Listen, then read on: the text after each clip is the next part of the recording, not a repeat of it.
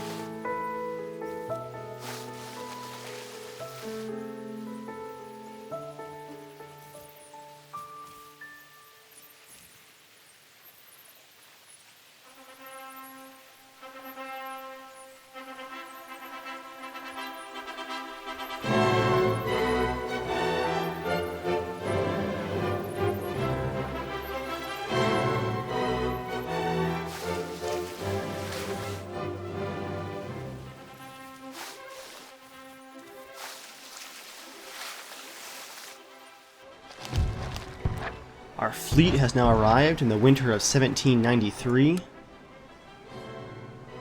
The question is, where did the Dutch fleet go? I actually don't see them anywhere.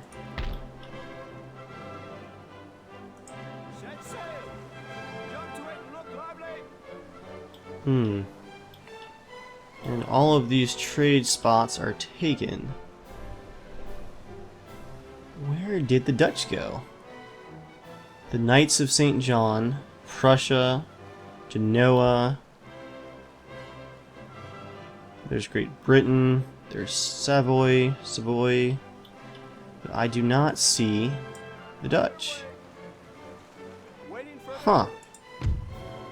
Okay, let's travel to East Africa. Let's see what we find.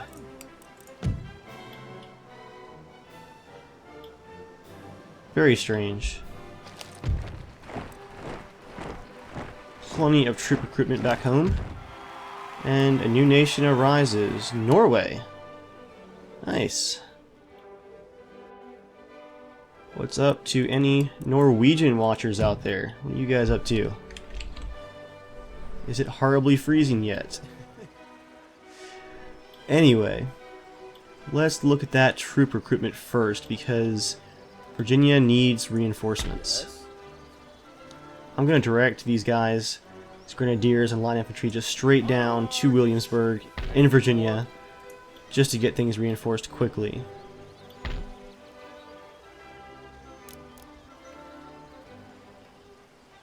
And I'm not going to build another barracks there just because we already have so many options for troop recruitment.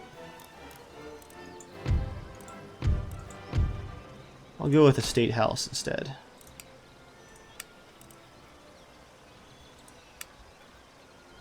Add a unit of cavalry, just the provincial cavalry, and then howitzer. Philadelphia light cavalry, sure. And more line infantry. Up here in Maine, I'm actually going to add these line infantry and the regiment of horse to New York's forces, just to bolster them just a bit.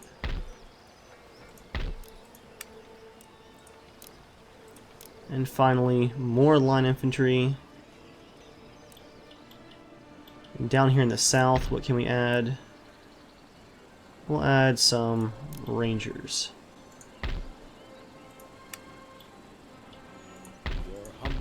And let's get these cavalry units right there. I'll leave them here in the Carolinas. This unit will go up and join Virginia. Yeah, let's actually cancel that unit that we were recruiting right there. We can then recruit something extra down here that's actually more useful, like an actual regiment of horse to go against the natives. Now, France. France appears to be invading the Cherokee finally. Are they at war?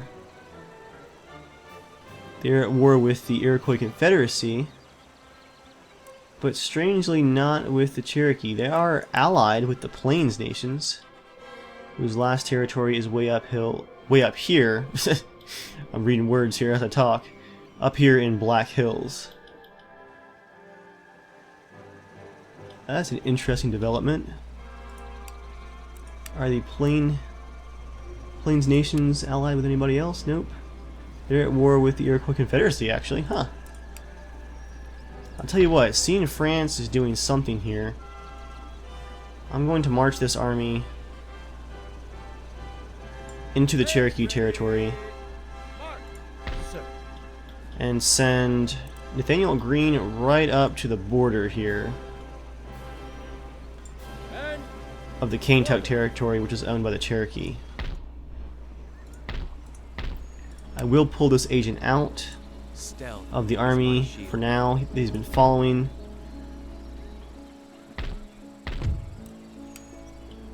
The Kaintuck territory is once again animism, 100%, while the Cherokee territory is Protestant again. So we'll just send him over the border and have him convert again.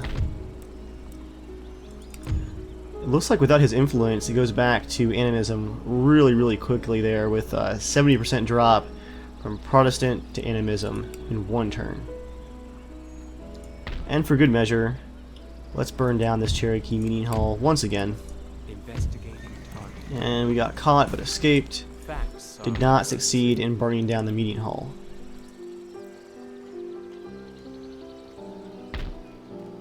I wonder if we could build up this army here in New York and actually march against the Iroquois territory. That might direct some of this attention back north again. In the meantime, let's take out this Iroquois fur trader right here. Oh, did not succeed with that either. Oh well. Discretion is assured. Well, with the Dutch fleet disappeared and all of the native armies kind of retreating down here, there's not a lot going on yet. Kind of glad I actually ended up having to skip those first 2 turns. Just a lot of build up and prep here. Forward, march. For now, let's end that turn.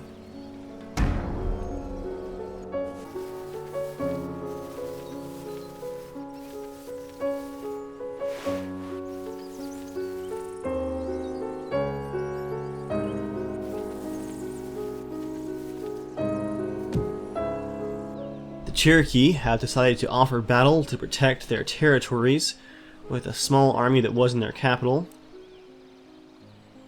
Let's meet them on the battlefield. We have Chief's Bodyguard, Native American Lancers, Medicine Men, Elite Infantry, and then just a lot of bowmen.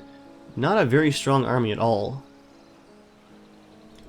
Here are the rolling forests of the Cherokee territory.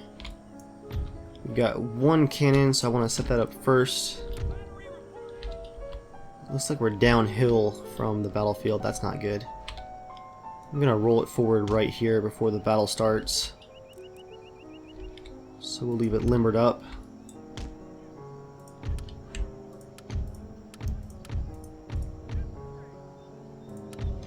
Get some of our best infantry and militia right here in the woods.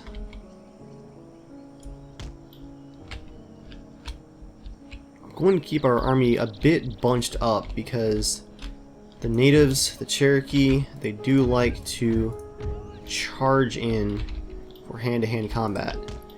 And the closer we have troops to reinforce, the better.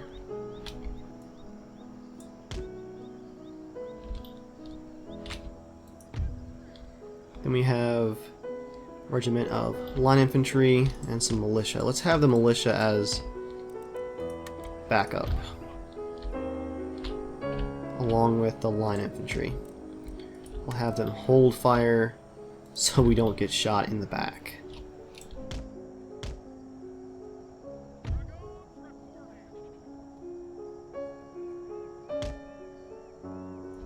Put our dragoons and light horse on the right, provincial horse, and our actual first light horse, our light cavalry, on the left flank.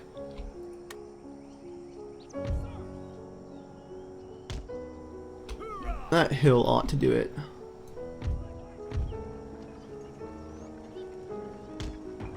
Let's get you guys moving up quickly before the natives decide to charge.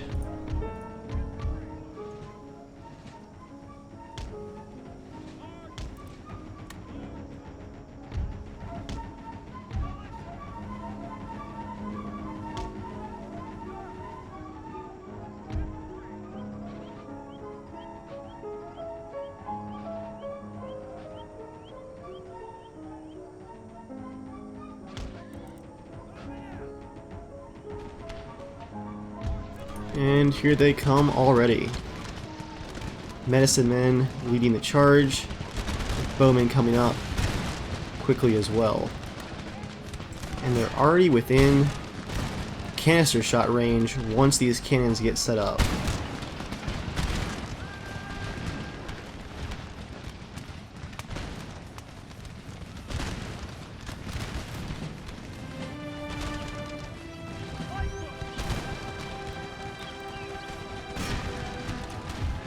Let's get these line infantry in there to support.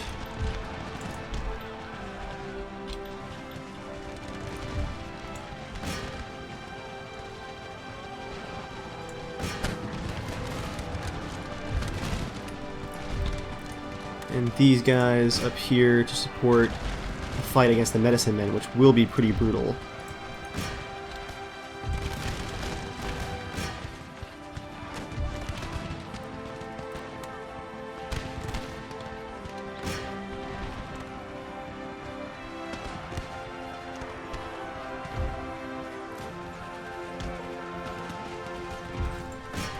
We're going to send all of our horse here after their general.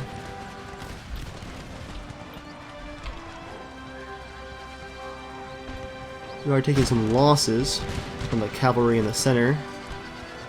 Some very intense horse-to-man combat. Long last, the medicine men rout with almost 100% casualties. Let's get these lines reformed here quickly. We lost a bunch of our artillerymen here in that hand-to-hand fight.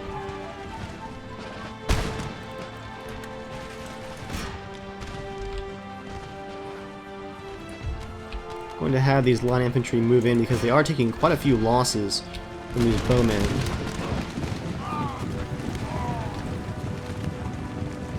And they are retreating. We have just killed the chief.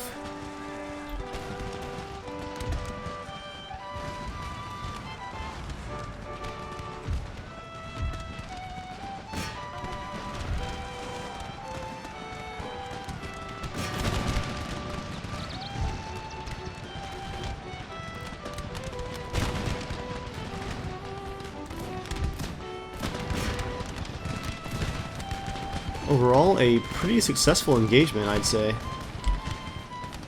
Let's have our cannons hold fire.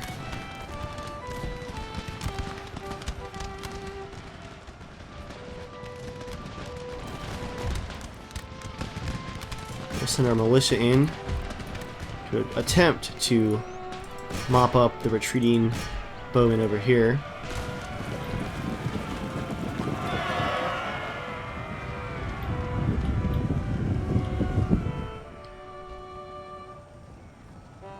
And our horsemen continue to mop up in the back of their lines.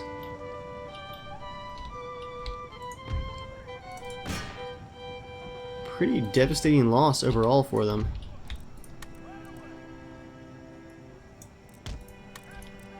Let's see if these guys can set up and fire one volley into their back.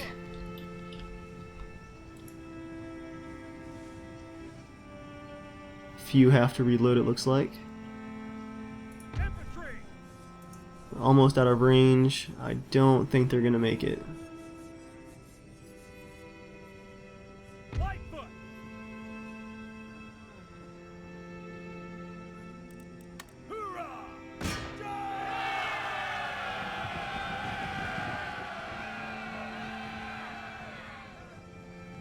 And they are going to escape off the map there. Not bad though. Not bad at all. In that engagement, we deployed over 3,000 troops. We did lose 500, but the enemy took some pretty nasty losses as well, losing just over 2/3 of their forces. Top kills for that battle. Provincial cavalry. Our cannons actually got 28 kills, not bad. Our minutemen, our light infantry with 65, militia infantry with 86. Good experience there. Cherokee are definitely worried about my troop movements to their south. They're pulling a bunch of armies back as quickly as possible. So the Carolinas and Virginia should be safe for now, at least from the Cherokee.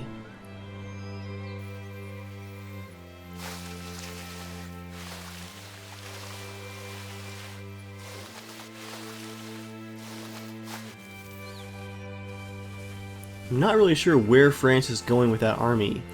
They appear to have troop movement rights with the Cherokee without being at war with them. They're just trucking right through there. Very strange.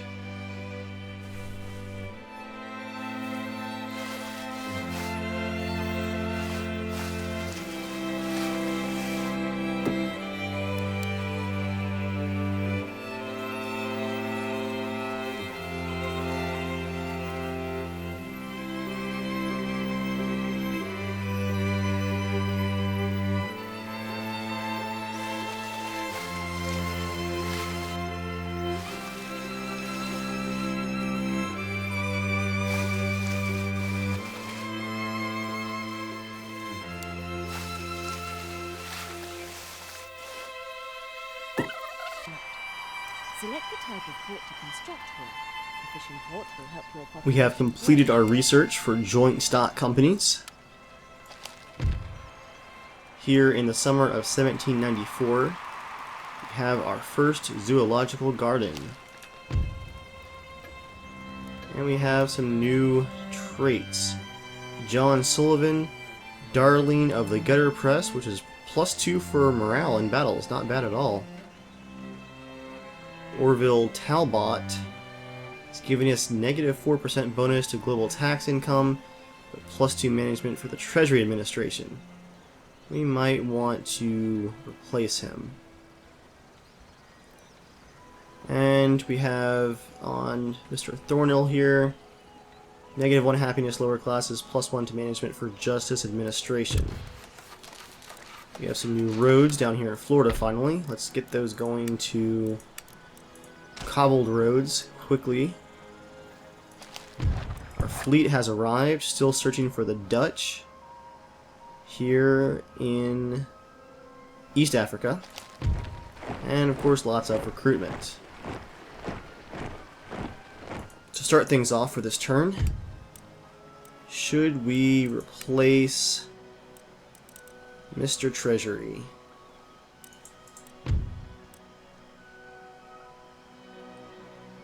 Actually, I don't see his negative traits.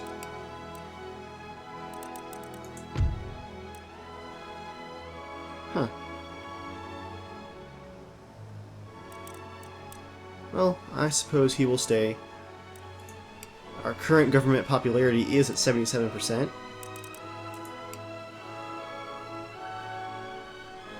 Fleet ready. Let's see if the Dutch are over here. Trade route owned by Spain, Sweden, Austria. Either way, boys. No Either way. Dutch. Weigh anchor. There is an open trade port there, Set sail. which we will take. I think I will send the Constitution back home, just because I want to keep it pretty close to our shores.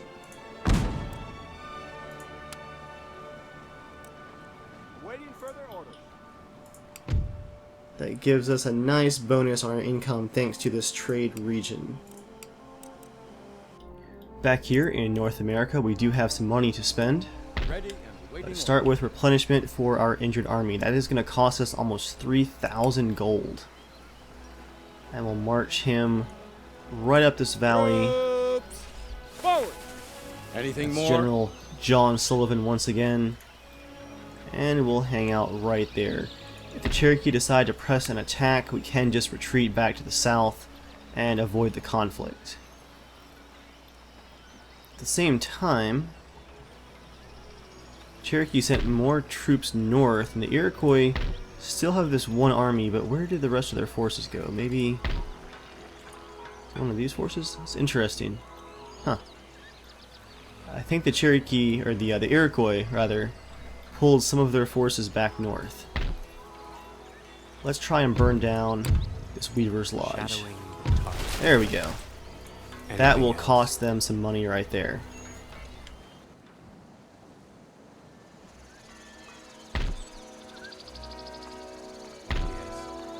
To wrap up our tour of destruction, let's try these iron workshops. Watching and Success. listening. That'll cost the Cherokee some money. And we'll do the meeting hall as My well. eyes are yours. Spine. Giles Nordell here is getting pretty good at sabotage. I might send him after the region capital here soon.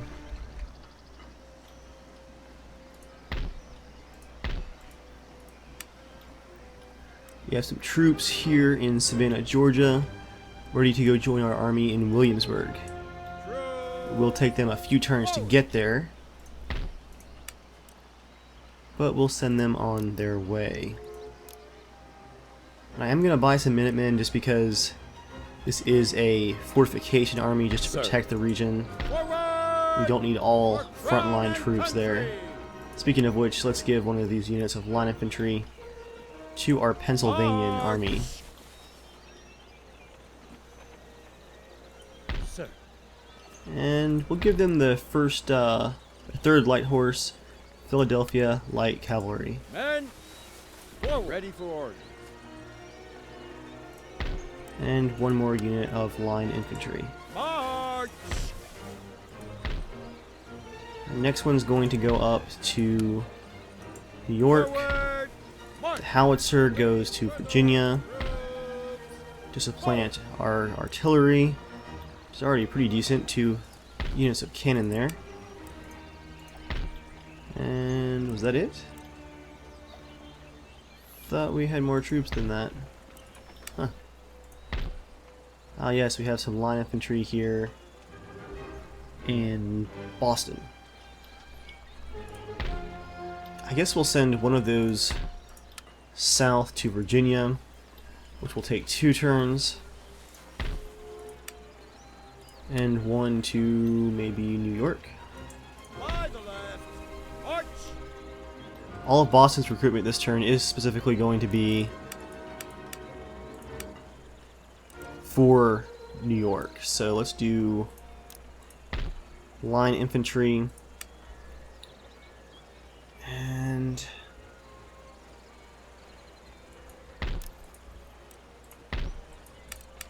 they use some light infantry. They've already got some. I'll get them some militia. And that's going to basically finish off our funds for this turn.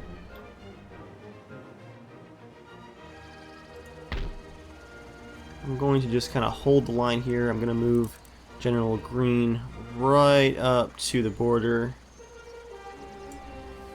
Any further orders? And in the next episode, we'll see if we can't start pressing in on some of these native factions and cutting down on these really just high tension situations just up and down our western frontier. At some point, once the natives are taken care of here and our borders are secure, we're going to have to figure out what's going on with the United Provinces, the Dutch, why we're at war with them, what is their problem. Maybe we could ask them for peace.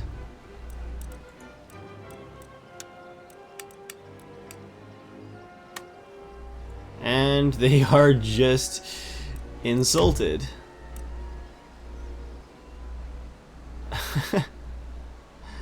Alright. Not sure what's going on with them still. We'll see. For now, thanks for watching, guys, and I'll see you all next time.